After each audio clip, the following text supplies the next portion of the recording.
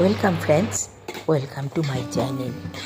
আজকে আমি শুরু করে দিলাম রাস পূর্ণিমার পুজোর আয়োজন।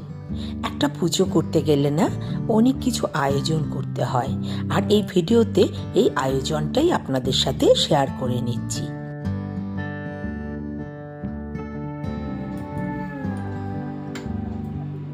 আজকের দিনে আমার ঘরে লক্ষ্মী নারায়ণ পুজো হয়, আর সেখানেই বসবে লক্ষ্মীর ঘর।